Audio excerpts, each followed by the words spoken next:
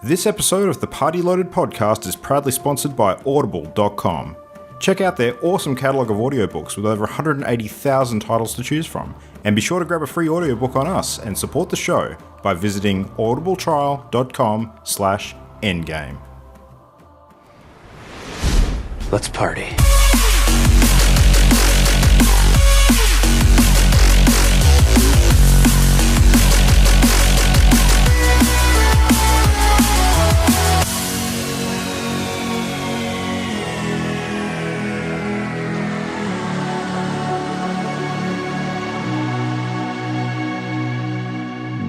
Welcome one and all to the Party Loaded podcast for Wednesday the 11th of July. This of course is your home for everything great in the world of video games. I am one of your hosts, Luke Retallick. Joined tonight, the full party. We have a complete complement consisting of Christian Paulson Brown. Hello. Howdy. We have the lovely Jam. Hello. Hola. Welcome back to the land of the living. Thank you. I can now speak. Yeah, that's good. Well, yeah, you're getting there. Sort of. We have a Mimo back. Imogen has returned. Welcome. I also can't speak. I have a bad case of the flubs today, so great time to return to the podcast. That's perfect. That's exactly what we need. Could split the flubs between all of us and have a great time. It's going to be good. It's been good. Yeah. So, we wrestled you out of the cold, hard embrace of IRL to play some games and have some funsies with us tonight. So, I mean, it's never that hard, really. No, that's true. Hey, we'll play video games. We've had a wild time this week getting all hyped about a whole bunch of games together too, which has been fun. So, the hype train is real. Yeah. Well, how many days are we out to PAX now? 106? 106. Well, so by the time this comes out, like 104. Hooray. Yeah, that'd be good. No, so, I mean, this won't come as any surprise to people who have a similar sort of network of friends local to them, but our group's real good at hyping stuff up and getting a whole bunch of people on board that train for various different games and sort of, projects that are going on. We've had a running theme this week. There's been the new Pokemon Go hype train. There's been the Minecraft thing. Let's talk about all that and more. But Imogen, I think we could start with you today because you've been away for a little while from the show. So what's been going on gaming-wise in the last few months? You played anything cool and fun and interesting? I think I was thinking about this before coming on the podcast, and I think it's accurate to describe my gaming as regressed since stepping away from the podcast. Oh no! In that I've just returned to home games, like comfortable games like Minecraft and Overwatch and Armello, and just sort of rinse and repeat. Really, I played a little bit more of Mario Odyssey. I got past a really difficult part. I was basically stuck in Mario Odyssey where I was just at a boss fight, and every time I logged on, I was at the boss fight. And I had no option but to do the boss fight, and I kept failing at it. And so then I put down the Switch again and picked it up. So I'm glad I got past that part. But no, the last couple of weeks, a lot of Minecraft. Yeah. How do you feel about that? Minecraft. I am loving it. So the new Play Anywhere kind of accessibility has been awesome. And then today, just today, Realms is now released on Switch. So I do still listen to the podcast, and I heard you say that, that I tried it out last week and to no avail, and I thought it was going to be ages away until Realms was available on Switch. But no, it was today. So that was very exciting. So now I can play lazy Minecraft, which is just like lying on the couch, super warm, comfortable, cozy, and playing Minecraft. So not sitting in my cold, austere study in my very uncomfortable gaming chair. I was surprised, actually. I knew the rest of the Aquatic update was due before the end of July, but I didn't know that the Realms thing would be bundled up with it, so that was a very nice surprise. Yeah, my Switch went from being like Mario Odyssey, the console, to like now I'm playing Minecraft again on it. I'm super hyped for Pokemon at the end of the year. So that's been announced, and as soon as that was announced around the E3 time, just went nuts. So I've never played a Pokemon game, but I love it as a franchise. I used to watch Pokemon as a cartoon. So Pokemon Go was fun for that reason. So now I've jumped back on the Pokemon Go train in extreme readiness for when Pokemon comes out in November. I have 100 days to prepare. And you are not alone. Yeah. No, we are weak. It was funny. I got like a massive flood of messages this last week from a lot of the East Coast sort of games industry crew as well. Like Luke Lancaster and Yug were jumping on board Go again, and a whole bunch of other people. Even V's playing, which shocked me because she's going out with her daughter, sort of playing and doing the tours of parks. And of course, we've all been sort of hyped about it, and a whole bunch of our friends have suddenly jumped back on again. Surprise, surprise! It's been good. Yeah. Just today, I think we got 4 more people online. So that's pretty cool. And as well, like this most recent update is all about having friends and giving them gifts. And I'm also friends with, hello if they're listening, a lot of the Omeganauts that I competed with a couple of years ago. And so they're all spread across Australia. And so I'm getting like little gifts and postcards from different places around Australia. That's which adorable. is really, really cool.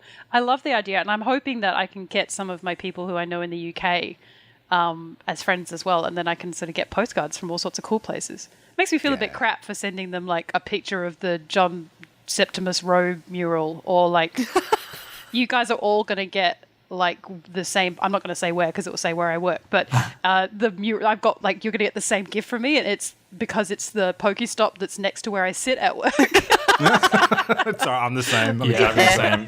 There's some like boring like metal rings out the front of my work. I just give people a picture of these metal rings. It's quite crap. I wish you could like, when you like do an Instagram or you send something like via Facebook Messenger, you can like edit it and like draw on it and be like whatever. That would be like kind in of fun. Miitomo when that was a thing. Yeah. That would open it up to a whole bunch of like textual porn though, which is probably what they don't want. So that's a good point. But I had this cool thought of like, if I travel with my Pokemon Go, then I can save like really specific gifts for like special presents. Yeah. So I go somewhere really cool and make sure I collect lots of gifts from those places, and so that I can send it to people like, oh, here you go, here's like, and now my mind is going completely blank of all world landmarks ever known.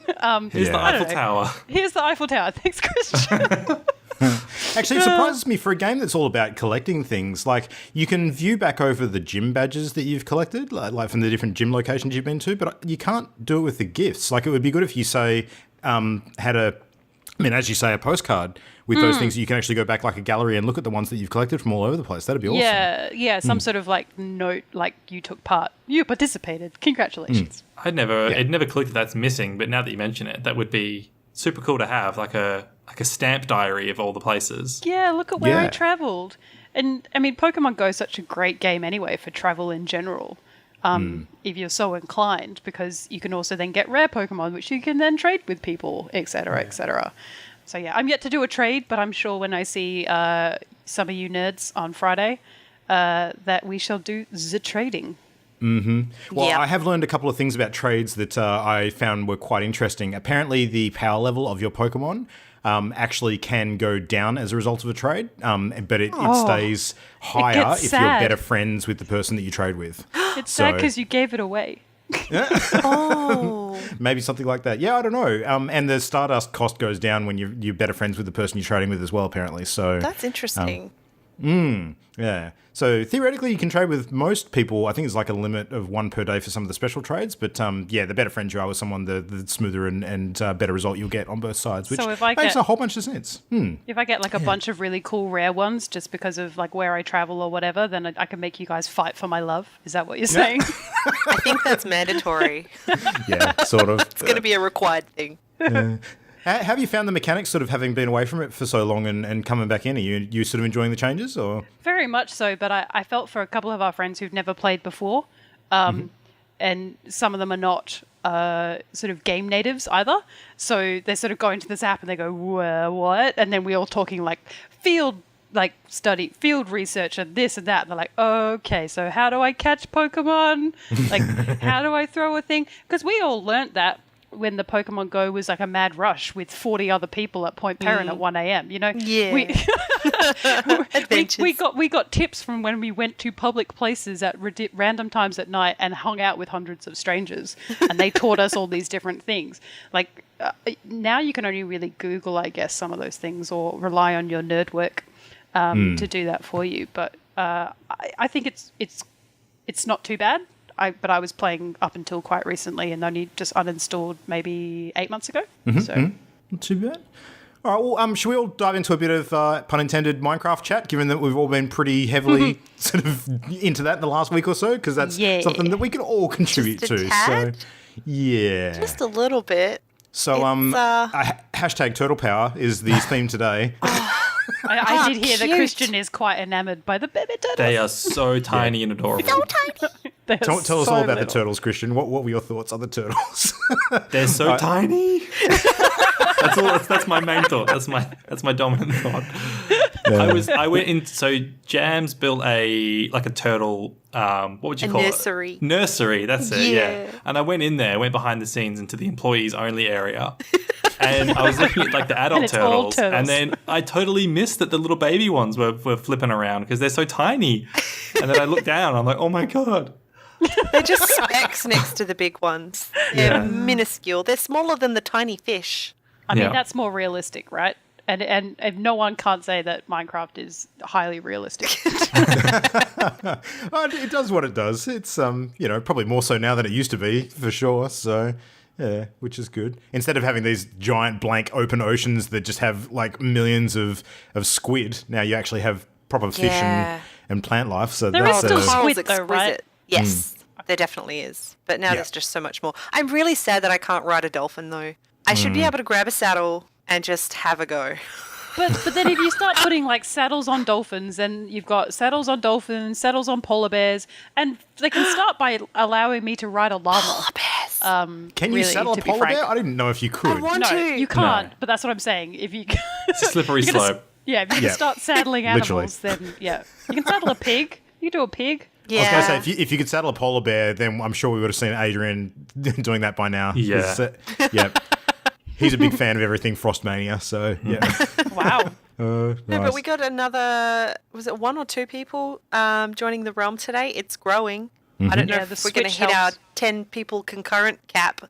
Is that a cap? Is it? Yeah. Oh, so it's like a We're race? still in the free month. I'm not yet paying for it, but the 10-person realm costs a bit more than the 2-person, and I don't know if Ooh, there's a bigger ouchies. one. So I'm hoping 10's enough.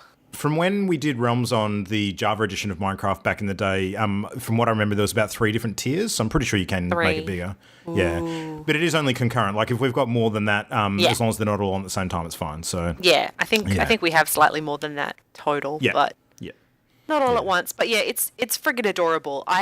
When I found out that I could catch fish in a bucket, oh my god, I I lost still haven't it. tried that. Still haven't tried that. it's I the was doing best. something else and I looked at my phone and I just see like the headlines of our WhatsApp chat and it was just like, I caught a fish in a bucket, like all in capital letters. I Well, was like, because I've been killing them alright. thinking, man, I really want to get them in my aquarium. I've just decked it out with all of this coral and it's looking sweet. And then I discovered that, and suddenly I was just like drowning, chasing fish in the ocean. Poorly. It took a while. And then I got all the fish in there. And now today with this aquatic update, you can pop soul sand and it makes bubbles rise up, which feeds your oxygen bar and also pushes you up. So now there's like dotted soul sand in the bottom of my aquarium, so it's got except for bubbles the running up poor- through it. The poor fish that swim through your bubbles and then go on like a Yeah. magical journey to the top of the tank. Yeah, I have an air trap to get so that we can swim in, and I had one piece of soul sand under that, and I found a dead fish just outside of it. So I went, "Ooh, that one's getting moved." Flipping them Sorry, in danger buddy. bubbles. I must admit, Jan, when you posted that video earlier today, my first immediate thought was fish cannon. This is going to be a thing. Yeah, there is a lot of potential Yeah, with this. absolutely. It's pretty hilarious. And I tested the magma block. So you place a magma block at the bottom and it creates bubbles going downward, which pull you down. But then when you touch the magma block, of course, you take damage. And I immediately removed it because my poor little fishes, I can't have them dying. It's the didn't same even reason think of I that. had to remove the puffer fish. I wasn't able to swim in my tank anymore without getting very, very ill. Yeah, that makes But sense. it's fun. Well, my single favourite inclusion from everything so far, I haven't seen yet, and I'm really looking forward to getting it, which is when you pick up a trident and you get an enchantment on it that allows you to summon lightning when you hit something with it. Okay. It's like, that is the No coolest thing ever. lightning. So no I have- lightning near the tree.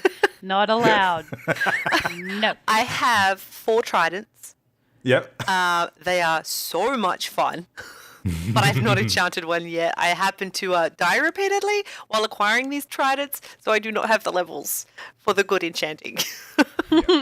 I immediately went looking for a skin for Brick from Anchorman. I couldn't find it anywhere. I was disappointed. I'm also one Nautilus shell away from creating a conduit, which gives you super awesome powers underwater. I don't know much more than that. I cannot wait to test it out with you nerds because apparently it's got like a range to it. From So what it I can understand, boost it's like others. a area of effect, breathe underwater, and a couple of other small things. Yeah. So, yeah. So we can go adventuring, ocean adventuring. Yeah. Yeah. Which is awesome. It's a fixed structure, though. It's kind of like a beacon, so you can't actually carry it with you. You sort of have to build it somewhere. Can you move Yeah. it? Only by sort of breaking the blocks and picking it up and sort of rebuilding it Oh, somewhere. sweet. I get it. Okay, cool. So I could pop it in the bottom of my aquarium. Yep, spot on. That's exactly what I would be using it for. And then it gets powered by lanterns and prismarine. Do we know what powers it actually Interesting. gives you?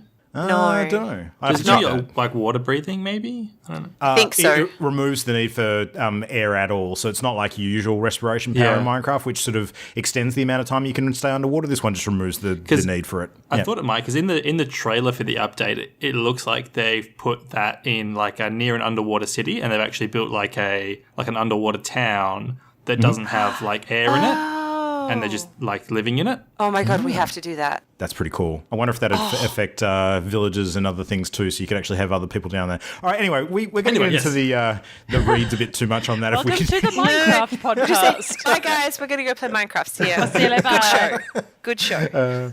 Well, it is a very special thing for us because, you know, one of the things that brought our gaming group together initially in its sort of, pre-current form was having a huge Minecraft world running for so long and playing, you know, most nights of the week. It was great hanging out and just chatting and building fun stuff. So, yeah, going back to Reminding those Luke old days. of every time he goofed at every opportunity. Yeah. Yes, I was reminded yes. of what happened last time when all of my diamonds were stolen. Not me. Not me this time. I We was have honestly that. checking. I was checking the chest that had the diamonds in it. Everyone's like, "Oh, I bet they're missing." I'm like, "Haha, very funny, guys. They wouldn't do that to me." And then they're all missing. So screw it. Yeah. I'm not doing anything nice again. This is why I can't have nice things. On the this nostalgia train, Christian, I know you and I have been doing some old style gaming this last week as well. So you and I are both the proud owners now of the second release in Australia of the NES Classics. Did you get one this time or last time? You got it this time, didn't you? This time, yeah. I got the SNES on the first run. Yeah. And then I just picked up, the classic NES just last week. That's it. And Mimo, you managed to get the first run like a while back, didn't you? Of the Nope. NES Classic. You didn't? Okay. Nope. I'm a SNES person. SNES was my first console. thing, yeah. And I haven't picked one up yet. Yeah, there you go. But Oh, now what they're you coming been- to Switch. Yeah, that's it. Like a lot of the games that you probably care about, especially the original Marios and stuff. Exactly. What have you been playing this week on it, Christian? What were the first things that you fired up when you picked it? I think like most people, first things I fired up were the games that I played as a kid. So I was playing some Super Mario Bros, Mario Bros 2, Gradius, and like Bubble Bobble, a bunch of those games. And then I was just messing around with some like games that are huge and famous, which I never actually played. Like I never played The Legend of Zelda, the original one. Yeah, I'm actually the same. I never did either. So I've been playing that a bit, but it's really hard. Like I can see, obviously, these old games were designed to last for a long, long time because there's no save states, and they're designed so that you would have a go, die, try again, sort of thing. And I think the modern roguelike games have sort of taken a bit of a leaf from those old school books because that's kind of like what things were like back then. Yeah, for sure. So like, there's obviously no like tutorials or mini maps or anything in Zelda, so it's very, very hard to navigate around. But it's good fun. Yeah. Well, it's funny that you say going back to the games that you played as a kid, because the very first game that I fired up was exactly that as well. It was actually the first computer game that I ever owned on my own, that I went out and spent my personal pocket money on, which was Kid Icarus was actually the first one for me. Yeah, I never played that. Yeah, little angel dude, sort of, running around, shooting, mythical creatures and monsters and, fighting eggplant wizards that throw eggplants at you and turn you into eggplants. It's super weird, guys. It's a fun, weird game. Eggplant's meaning has changed significantly since that time. Yes, it has. In fact, I haven't actually gotten up to that bit, so I wonder how that's going to hold up given the emoji trend towards eggplants and genitalia, but that's going to be an interesting one.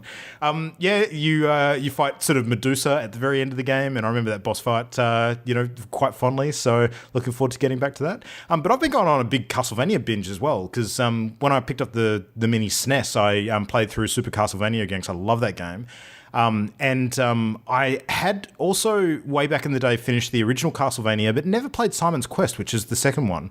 So I've been playing a bit of that, and that's okay. It doesn't hold up quite as well as to the other Castlevanias, but it became clear that from a lot of the stuff that I'd heard about Castlevania as a franchise, there was one title in particular that I hadn't actually played yet that I really should, because most people sort of herald it as kind of peak Castlevania.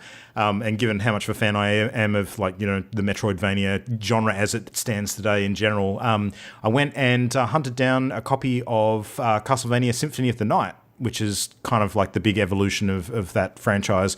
Because it turns out it was actually released on Xbox 360 and is backwards compatible digital downloadable on the Xbox One.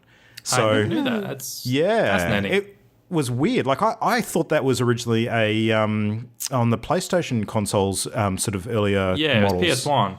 That's what I thought too, yeah. But yet it is Xbox that I got it on. So, yeah. So, yeah, been playing a bit of that. I can't really talk too much about it because I'm not super far in, but, man, I can see already why people love this game. It's, peak platform goodness in that genre. I'm really, really enjoying it, and I'm going to play a whole bunch more and probably report back on it next week. But Castlevania is still cool, guys. It's a lot of fun. This just in. Good things are good. Yep. Exactly. Yep. That's it. All right. Well, let's move on to possibly the most exciting thing that happened this week for Christian and I, at the very least. So we have a new video from Blizzard, I should say. It is a visit. They are visits last now. night. They are visits, yeah. Well, there are a few visits in the Nether that are working on some experiments and blowing stuff up. Oh no! So bad. I know, that was terrible. It was so they announced an amazing video. Boomsday Project, yeah. The video was peak sort of Blizzard humor. It was real good. So just when you think you can't love a game studio anymore, I don't even really like the game. I'm just really enjoying what they're doing with it. Yeah. No, absolutely. Well, I mean, I saw a few people a number of months back when Ben Brode sort of left the team as the sort of face of the Hearthstone squad, whether they'd be able to maintain that kind of humor with a lot of their sort of upcoming promotions and marketing for different expansions. And super happy to say they have, because this video is one of the best ones so far, I think. It's a very sort of, science kind of, madness theme. And, they're going back to some of the early trodden ground with the mech component of the Goblins vs. Gnomes expansion, which is the first add-on to the game. So a lot of tech, a lot of science, a lot of fun sort of Bill Nye-esque stuff. It's going to be a good time. So they've released a little bit of info on it, like just showing a smattering of cards. Looks like there's a couple of interesting rules, like around magnetic creatures that you can sort of play to each other on the board instead of just throwing them down as creatures as normal. So you can kind of meld them together, which is cool. Adding legendary spells to the game for the first time. There's lots of exciting stuff. So yeah, looking forward to what comes out for that in the next few weeks. I think they're going to do like a big card reveal next week. Is that right, Christian? Do you remember seeing anything about that? It's either next week or the week after. I think it might have been like the 26th or something like that, but we need to double check that. But yeah. It'll be here before we know sometime it anyway, soon. So. Yeah. Which is cool. So yeah. Another little one dropped this week, which I think was well timed to be sort of slightly after E3, because this one definitely would have been lost in the shuffle if it had been earlier, given the amount of stuff that's been sort of dropping. You guys remember that they announced a sequel to Darksiders, like going back nearly a year now? Yeah, so I remember. Yeah, this is the really old school franchise that, this one's going to be basically the return to the series since THQ sort of died and then got reborn as THQ Nordic, because that license sort of, did a bit of a loop there. So Darksiders 3, it's going to be released, it has been confirmed on November 27th. So the game got revealed late last year, and the main character that people got introduced to with the marketing they did around that was Fury. So she's the sister of the protagonist from the first two Darkstriders game, War and Death. So it's kind of like a unique spin on the Horsemen of the Apocalypse. Obviously, War, Death, Fury. I mean, that's not the exact makeup of the Horsemen usually. It's Famine and Pestilence. Pestilence, yeah. So I think Fury's kind of, you'd equate that aspect more to like a war kind of thing, but they've already got war. So yeah, it's an interesting one. But yeah, so that's going to be coming out real soon. There's a couple of collector's editions available. There's a super collector's edition, which is $400 US, and that comes with 3 11-inch statues from the game. The statues do look kind of cool, but I don't know if they're $400 US cool. So that's a bit nuts. That is a lot of cash. We have seen some expensive collector's editions of other games recently, though. You remember the Fallout 76 stuff from about a month or so ago? Yep. True. That's some nuts. But yeah, no, I'm looking forward to that. I'll probably play that game, so that is cool. And quick hit on Warframe. So Warframe, which is a very, very these days well-known shooter, third-person shooter, sort of along the lines of your Destiny and that kind of thing. Found a lot of sort of late success after being early access on Steam for quite some time, but it's a hugely popular game now, and it's just about to hit Switch. So it's hasn't been sort of set for a date yet, but it's been confirmed that Panic Button, the studio that did the port for Rocket League and Doom to the Switch, is going to be working on this one as well, which is cool. So it's only been Windows and PlayStation 4 and Xbox One since 2013, 2014. So it's been a while coming. But there's a couple of big expansions coming out for it soon as well. So there's one that is going to be coming out in later this year, which adds a new faction to the game, like some cyborg dudes, and a big new hub city. And another one coming later on, which is going to add space combat to the game. So that gives a pretty good idea of what sort of stuff is headed that way in Warframe. So space combat in a game like that always excites me. I think that's a really, really cool thing. So yeah, which reminds me, that's the thing in No Man's Sky that we might want to look at again soon, because that's coming. But anyway, that's a whole other thing. So yeah, soon. Very soon. Another port that's happening very soon. Capcom announced earlier this week that Monster Hunter's coming to PC. Hooray! Yes. August 9th. Oh, I missed that game. Yeah, we haven't kicked that out. I'll get back into it sometime. Yeah. What do you think about the late PC release date compared to the initial launch, though? It's not unusual for Japanese games. Yeah. And I think it's got such a dedicated audience. It will be kind of like Rockstar and GTA 5. Yeah. I feel like. True. The hardcore Monster Hunter fans will buy it on both. Yeah, definitely. And do that, yeah. I don't know. It seems like, for me personally, a lot more of a console game. But I mean, there's definitely people who are PC nuts that'll get it regardless. Yeah. So yeah, that'd be interesting. But yeah, it'll be pretty cool to see that, and hopefully there'll be some more content and expansions that sort of get timed alongside that to get a bit of a resurgence in interest. So they haven't announced that yet, but Memo? I think it'll almost be a little bit easier in some regards on a PC, especially, or just being not a native console player necessarily. Like all of those like armor crafting lists and getting all your stuff together. Like I feel like that would be a lot easier on a PC for me than a console. But there you go. I would break my keys in combat, though. That's my concern. See, I'm that type of combat I'm very used to doing on PC from my WoW days. So yeah, no, that's fair. Hopefully maybe they'll have on PC. Have a repeat of what they did for the Spring Festival in Monster Hunter World, which is where they for a limited time brought back all of the limited events for specifically like event items. Yeah. Because that'd be a really good way of, if they time that with the PC release, of like encouraging everyone to come back and you can catch up on all the stuff that you missed out on. Yeah. If that's only a good, fair PC and approach. PlayStation would play well together. Yep.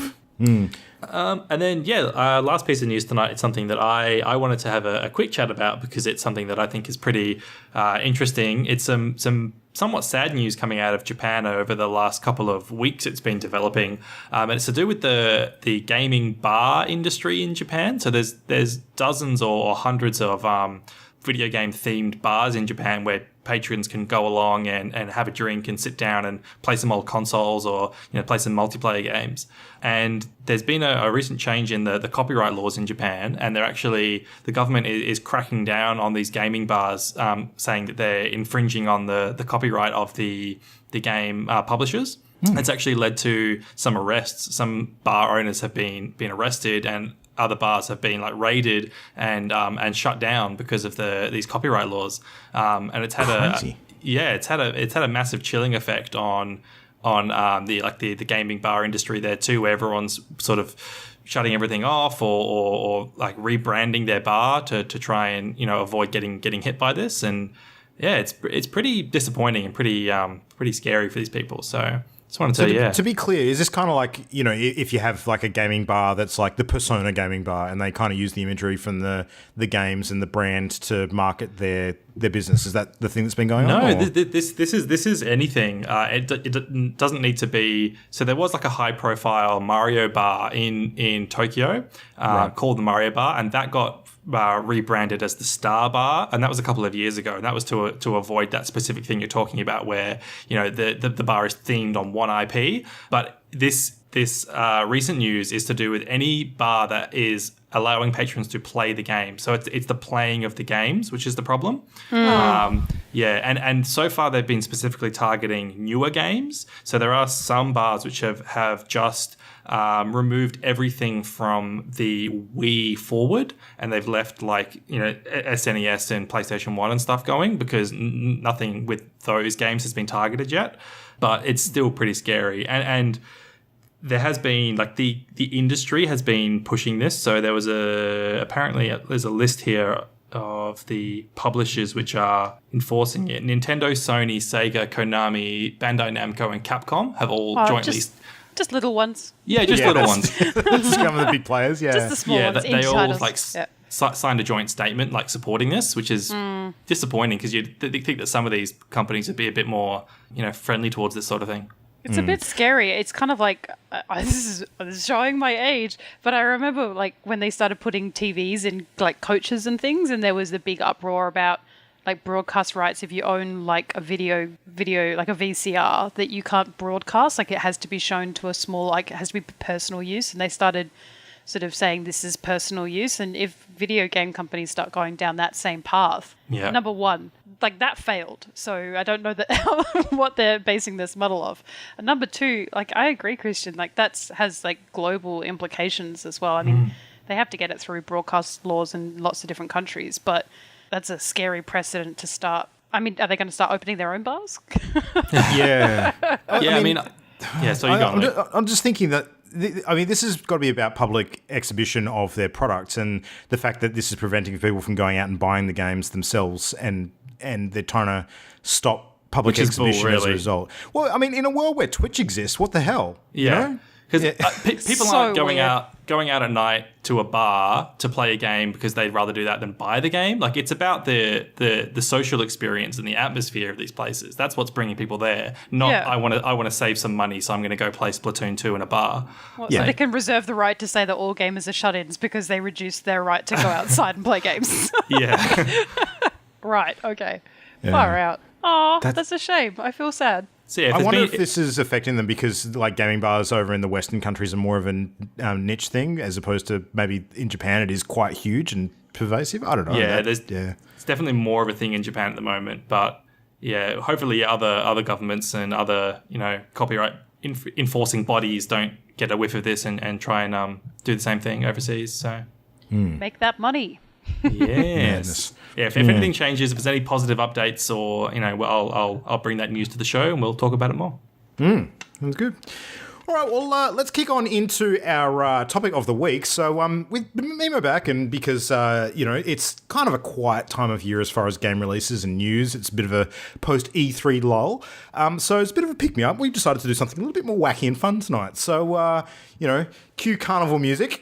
We're basically going to be doing a bit of a game show trivia thing tonight, which we're going to be calling Jank or Prank. So to explain the format, basically what we're doing is giving the chance of some of the fun, different, and a bit corner case weird games out there to get a bit of a spotlight shone on them tonight. We're going to, each of us have brought a list of 5 games to the table, and we're going to share them with each other and talk a little bit about them. Just some, overview bullet points and nothing too crazy detailed.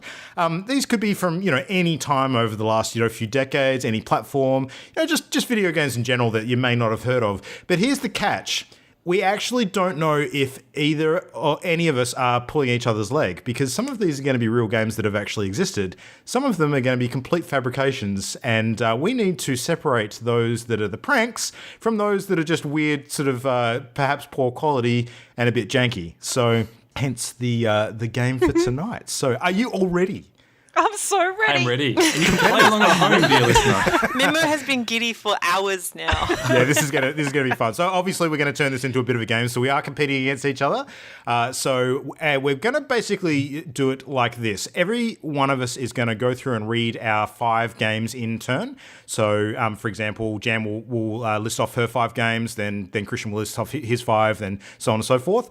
And then we're gonna do basically everybody is gonna write down their sort of responses to each one as we go. So as each of us sort of read through our game names, if you guys want to just get like a pencil and some paper or something, get a wax crayon, whatever you want to do. I'll help you with some sound effects as I open up my paper and grab my pencil. Yep. I've actually set up a scoring sheet, so if you just want to call it out at the end of each game, I can keep track. Yeah, can we do that just wicked. like at the end of each one?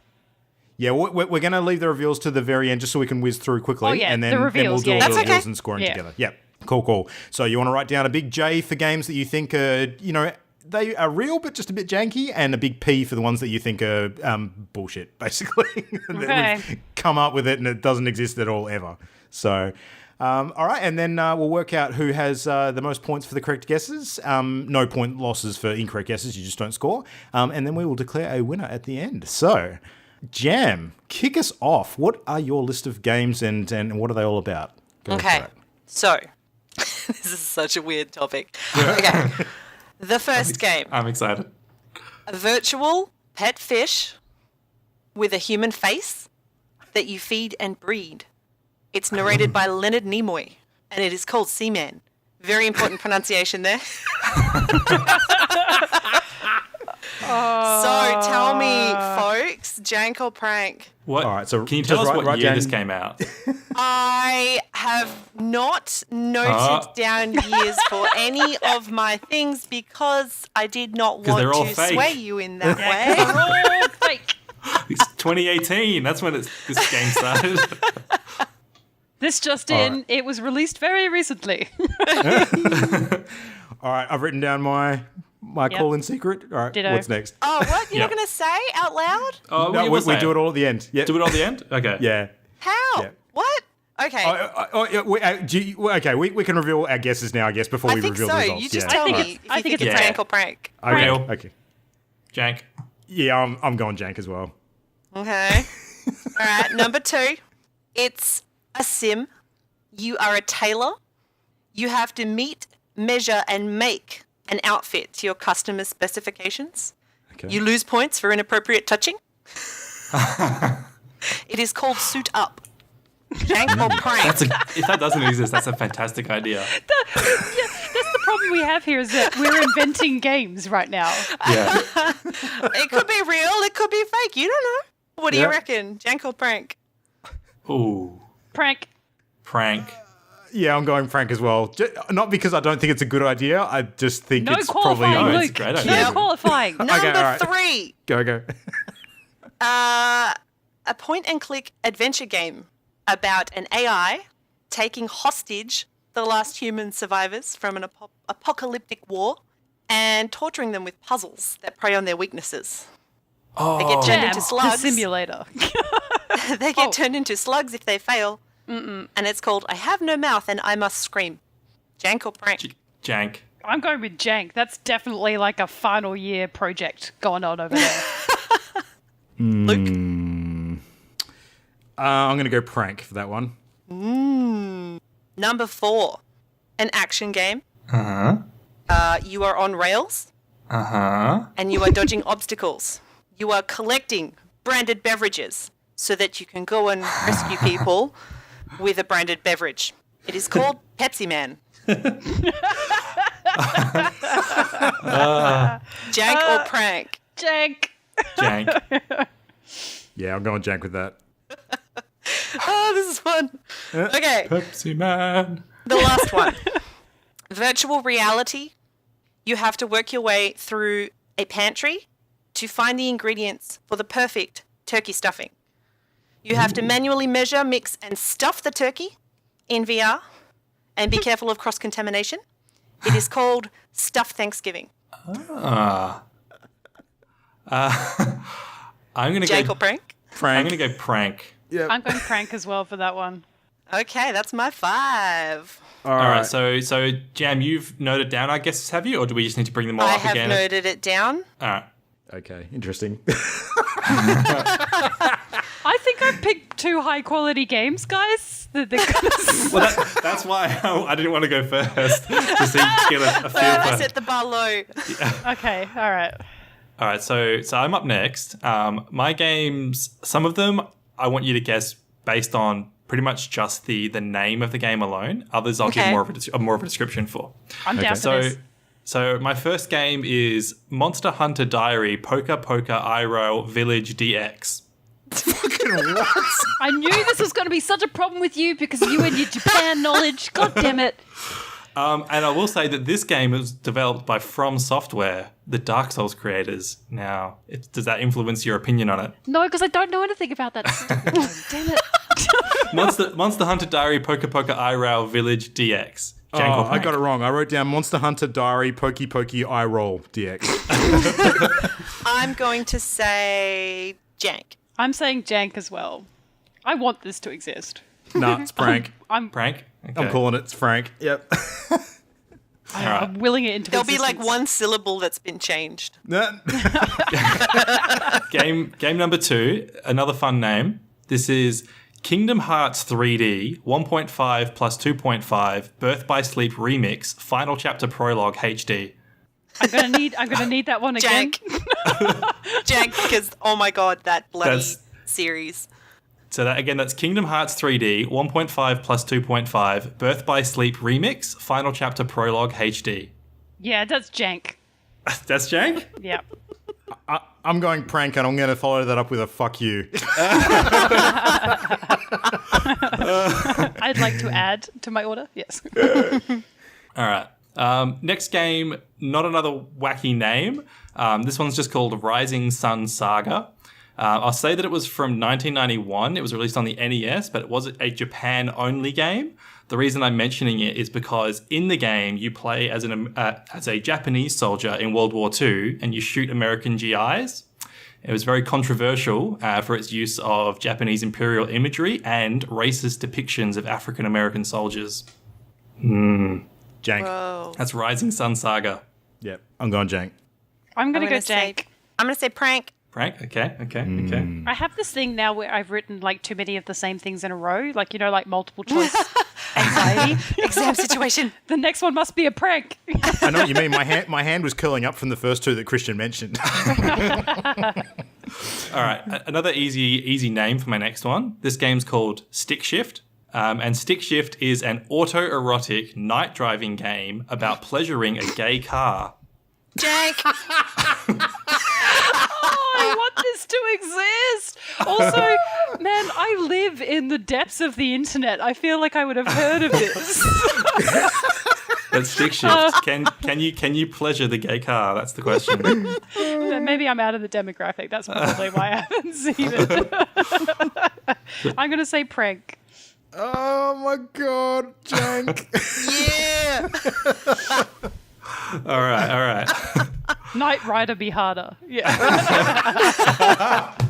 Would have been a better game. Oh, that's good. All right, my final game is called Who's Your Daddy?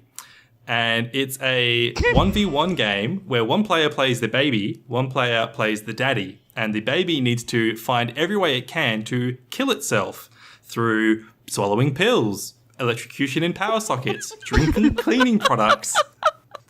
And the daddy has to try and baby-proof the house before the baby dies. Jank. Jank. Yeah, I'm going Jank. Okay. Now that we've all voted, can I say I know that it's Jank because I've played that game? Oh, I've seen it. okay, well, Oh dear. That's all right. That's all right. It's gotta be an easy one. Hilarious to mention. It's probably the only one I got right. Yeah. I want the All Knight right. Rider game to happen. On to my list of abominations. Oh, Jesus. First game on my list is called Abattoir Simulator. First released in 2017. It's on PC via Steam. You can play it in single or multiplayer mode, and basically the gameplay is all about effectively stripping meat from bones, carcasses, slaughter of various livestock with precision techniques while minimizing waste. You can pack and ship your meat products to wholesale distributors, negotiate bulk sales, manage day-to-day operations in order to run your business successfully, and you can learn specialist skills to improve your operations, such as meat inspection, quality assurance, skinning, running offal lines, all that sort of stuff. So, Too much detail. yeah, You're that's overselling exactly, it. They've all that's got this exactly amount of what I was detail. thinking. Oh, I'm like, no. Yeah. Oh, I'm going pranks. prank. yeah, because janky simulators exist, but they're normally like far more shallow than that. So yeah, prank. Okay. There's a lot. All right. So the next one is Little Red Riding Hood's Zombie Barbecue. First released in 2008 for Nintendo DS. It is a single-player action shooter. Basically, top-scrolling rail shooter style. So, game is mostly around shooting and dodging incoming attacks, and it gets more and more difficult with obstacles as the game keeps going. So, the whole idea is that the game takes place in a storyland which has areas representing sort of classic fairy tales, such as Pinocchio and the Three Little Pigs. Little Red Riding Hood grew up in the forest, spending her time visiting grandma and hunting for food, and she loves automatic firearms. So, basically, she finds out that something's gone wrong with Storyland shortly after saving her grandmother from another wolf attack. And along with her closest friend, who was actually born out of a giant peach, she decides to fight through the invading armies of zombies to find the source of the plague and destroy it. All right, you had me until giant peach. Yeah, I'm going prank. What do you think, Jam? I actually don't know. I feel like DS doesn't allow that sort of stuff. I don't know. Yeah. So this was like Nintendo DS, not 3DS. That's Nintendo DS. Yep. I'm gonna say prank. Okay. I'm saying prank. I'm gonna go prank. Yep. All right. Oh, interesting. My third game is The Bizarre Adventures of Woodruff and the Schnibble. I love it, Jank. What? First released in 1994. It was a Microsoft Windows game. So it's a single-player point-and-click adventure game. So it's a point-and-click adventure similar to the old Sierra-style games, like King's Quest kind of thing. So you move your cursor over certain objects, they become highlighted, and it shows whether it's an item or a person or whatever that Woodruff, who's the main character, can interact with. So basically, the whole plot is that following a near annihilation of Earth during the last atomic war, the remaining human population has retreated to the center of the planet where the last traces of life-sustaining warmth remains. And, they wait out the surface radiation, centuries pass, they finally venture back to the world above, and they discover that the planet has sprouted a lush, overgrown jungle, along with various sort of mutant races. So they have a whole bunch of fights with the mutant races, the mutant peoples become exploited and oppressed, and they're left to work menial jobs for manual labor, living with the humans while their deposed king now spends his days sort of sitting in a castle, drinking beer and watching TV. So This sounds like a game from your childhood, Luke. Yeah. Jank. Yeah, I'm gonna go jank I'm going to go Jank. because I bet you played this when when it came out. okay. All right. My fourth game is Rex Nebula and the Cosmic Genderbender. Oh. First released in 92 for Mac and on DOS systems as well. It's a third-person adventure. And basically the game is divided into 3 difficulty levels. So it goes in a higher degree of difficulty with puzzles and more death encounters. And basically you play sort of as Rex. And he can get killed in many, many different ways, but basically he's hunting down a priceless vase, which has been lost on a distant planet where men have been eliminated and women have invented a machine called the eponymous machine to let them mate without men. And it's your job to bravely retrieve the trinket, avoiding all of the women in the process. What an ideal future. I'm going Jank. Oh, Yeah, me too. I think I'm gonna stray from the crowd and go for prank on that one. Prank. All right. And my final game, I'm going to say this one came out last week for Nintendo Switch. It is a multiplayer adventure game called Disease Hidden Object. And it's about a ex-doctor whose license was stripped from him due to visual and auditory hallucination problems he was having from some sort of mental disease. And in order to get back his license, he decides to take up a job which his ex-boss offered, which is to collect medical supplies and materials from an abandoned hospital. And as the story unfolds, they basically uncover the fearful mysteries and stories that surrounded the hospital and the people that existed there. Disease Hidden Object. I'm going to say prank. I'm going to say Jank. I'm also going to say Jank. Ooh. All right.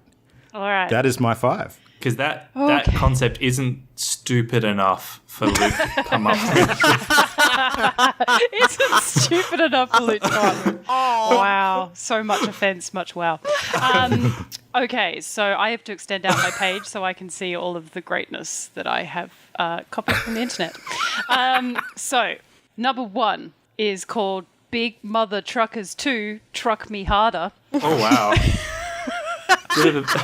So this game sees you help your tax-dodging delinquent family avoid being put in jail by doing more shady stuff, but with trucks. It's available on PS2, Xbox, PC, and was released in 2005. I'm going to say Jank. I'm going to say Jank. Jank for me. Okay. All right.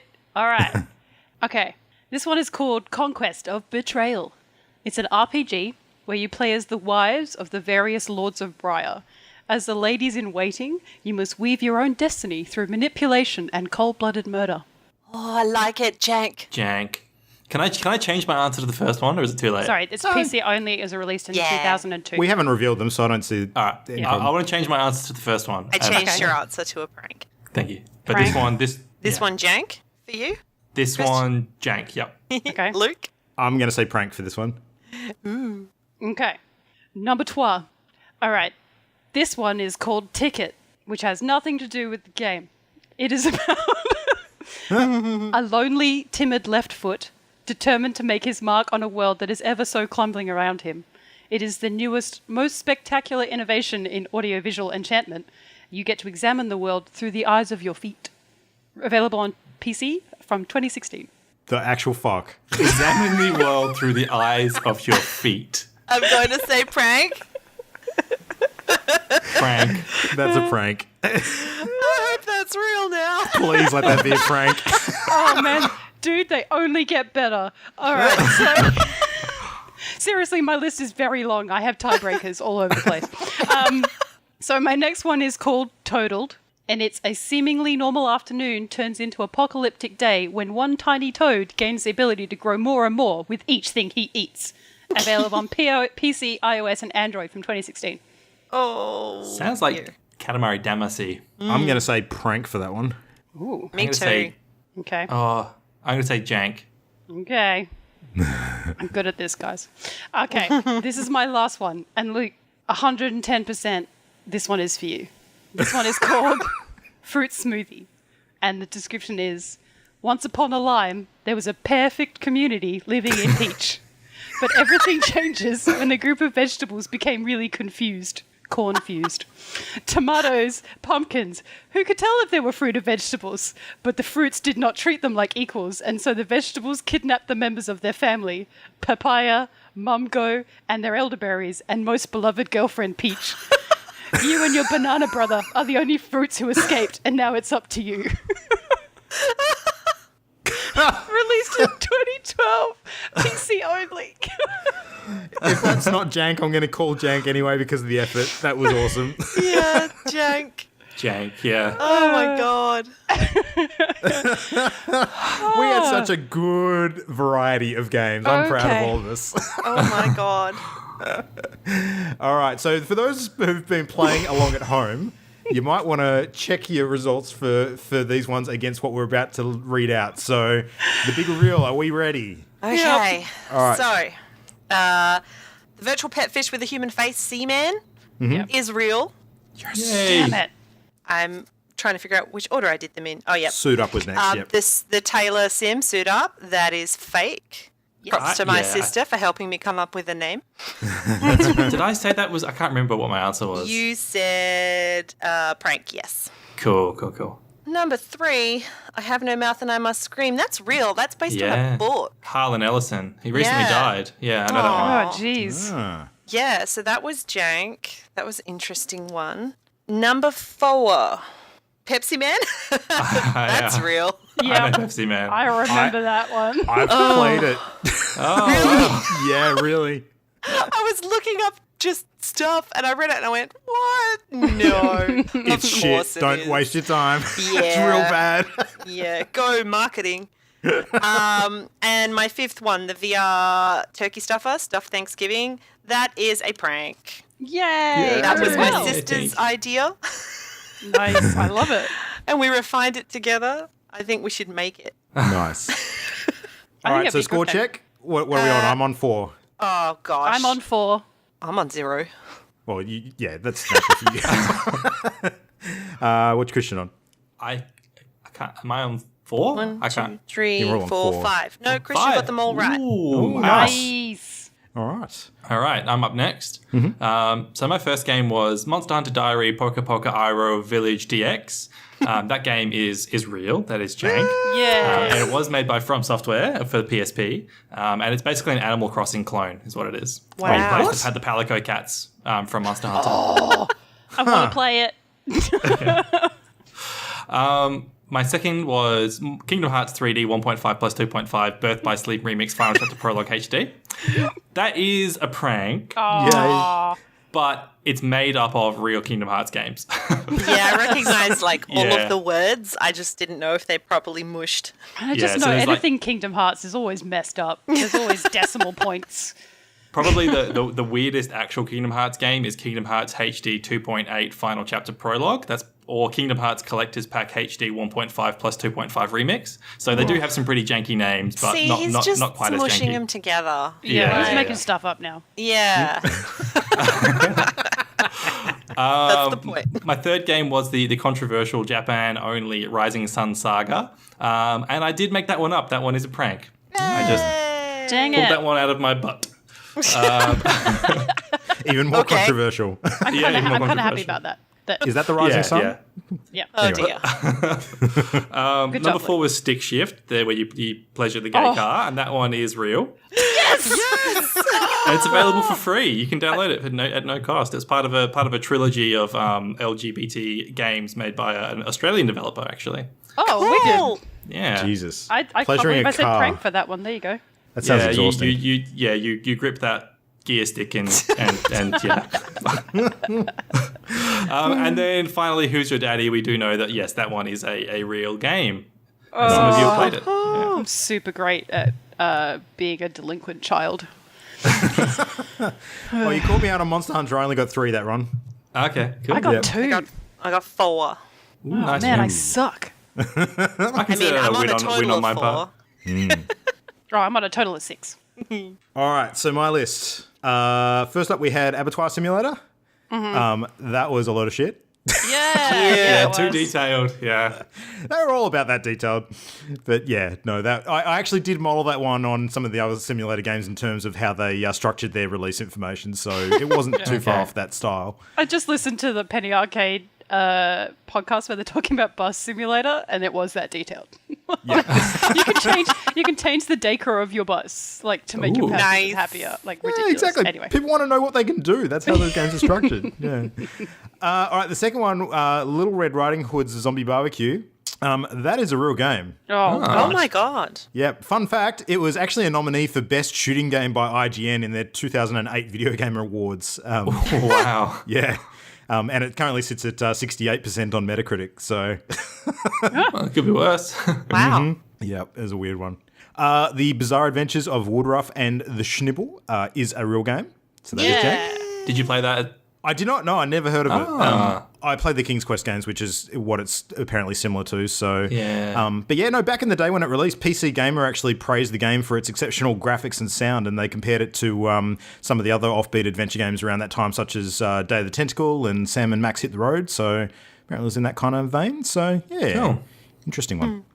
Rex Nebula and the Cosmic Gender Bender. Surprise, surprise. That's a game. It's a real game. It's a real game. So Awesome. yeah.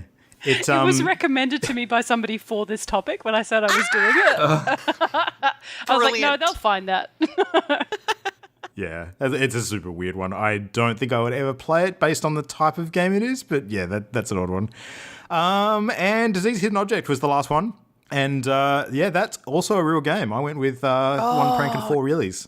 Damn And it. also, I was just in the Nintendo store. Oh. There you go. I remember looking at that going, what? Is that game good? Did you see any reviews or anything? I've heard No. extremely bad things about it, so Okay. don't Yeah. touch it. It was in like... I do the same thing in the Nintendo shop as I do in Steam. I just look at everything. Yeah. Okay. Yeah, so I don't recommend. Doesn't really look like the standard sort of Nintendo fare, though, so I thought I might catch a couple of you out with that. But yeah. Switch is copying a lot of really weird kind of shovelware games. Yeah, I hope it doesn't go too far down that route. But All Yeah. there you right. go. So how did you all do? 10 out of 15 so far. I lost track. All right. Okay, Mimo's on 10, Christian's on 8, and Luke and I are both on 7, but Mimo gets no more points.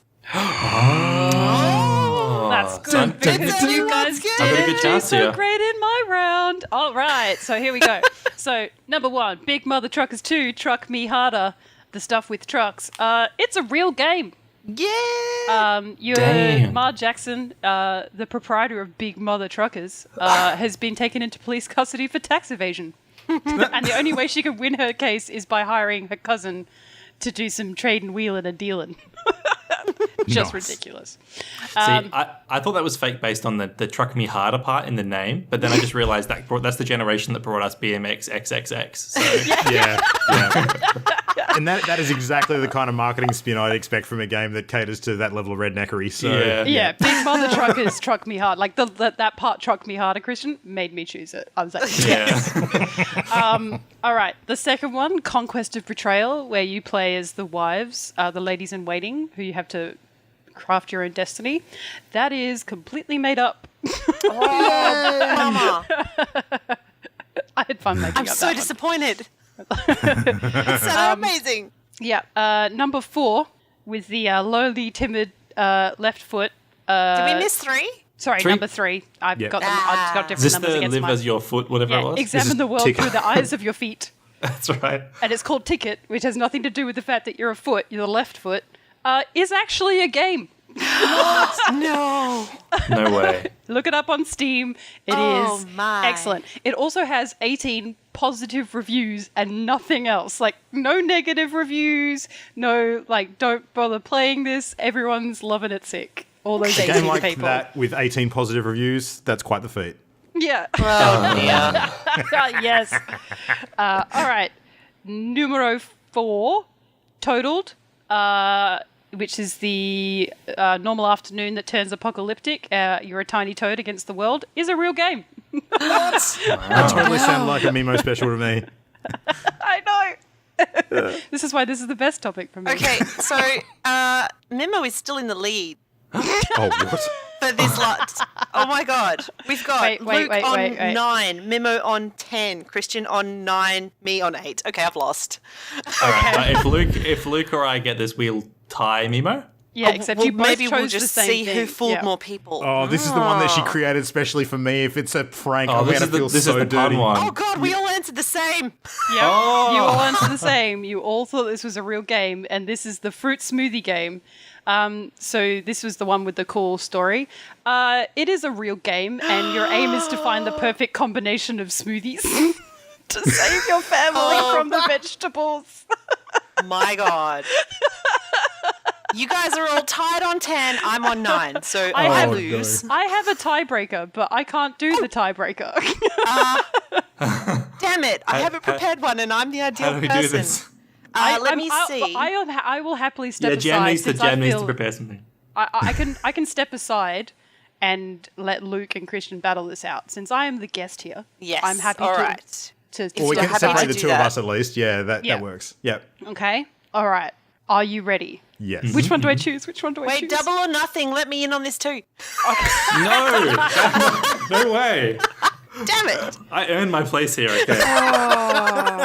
Okay, fine. Okay. Oh, man. I don't know which to choose. All right. I'm going to choose this one. It's called How to Be a Complete Bastard. And it is based on a 1987 book on the same subject with the same title. The aim is to crash the party and convince 16 people that you are a complete bastard. I'm not even gonna think. I'm just gonna guess Jank.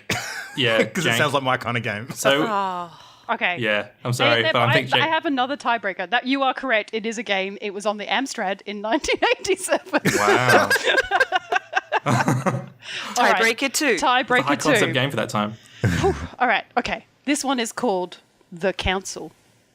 Picture this. It's the 1700s, and you're part of a secret society, and eventually it's like a decision simulator. You have to sit on this council. It's a narrative game of intrigue with thinly veiled sexual innuendo whilst you're searching for your mummy. Oh wow, okay. Is it? Oh, is it a single player game or a multiplayer game? It's a single player narrative RPG. Okay. From 2018. Available on lots of things. I'm gonna say. I'm gonna say fake prank. All right, I'll go the opposite. I think it's Jank.